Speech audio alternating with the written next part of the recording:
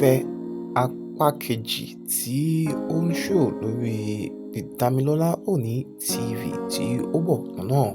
Ṣé a mọ̀ pé bí ìjà ti bẹ́lẹ̀ láàrin Mofẹ́ àti ọkọ Ìwàlẹ́wà tí ó ní òun lóyún fún un nígbà tí Mofẹ́ lọ bá nílé o.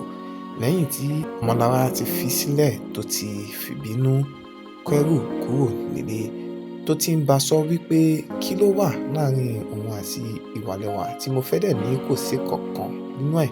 Níbẹ̀ náà ni Ìwàlẹ́wà ti fìbínú ní òun kúrò nínú ìgbéyàwó yẹn o, tó dẹ̀ dá òrùka ìgbéyàwó wọn padà fún Mofẹ́.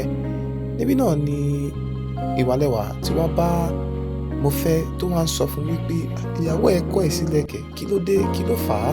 Òun náà ṣe ṣàlàyé wípé closeness tó wà láàrin àwọn méjèèjì náà ló fà á tí ìgbéyàwó wọn fi túká o.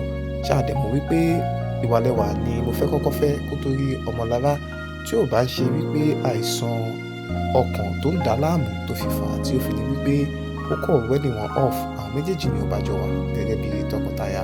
Níbí náà ni Ìwàlẹ́wà ti wá sọ wípé ọmọkùnrin yìí bọ́ ọmọ mi lọ́wọ́ ṣùgbọ́n àsìkò rèé láti gba nǹkan mi padà.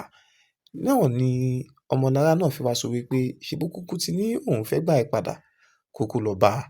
Inú apá kejì thriller pọ̀ nínú ẹ̀, suspense náà dẹ̀ pọ̀ nínú ẹ̀ gidigidi tí ó ṣe kékeré débi wípé Ọmọlára àti Mofẹ́ wọ́n bá Ìwàlẹ́wà sẹ́ẹ̀tì ilé ẹ̀ tuntun tó gbà, tó dẹ̀ bá set ẹ̀ up tí everybody dẹ̀ wà happy, tí wọn ò dẹ̀ mọ̀ wípé omi á padà tẹ̀yìn wọ́n gbé lẹ́nu ni ìyẹn fún Ọmọlára, sí gbogbo làákàkà àti gbogbo ìwà tó wù pẹ̀lú Ìwàlẹ́wà.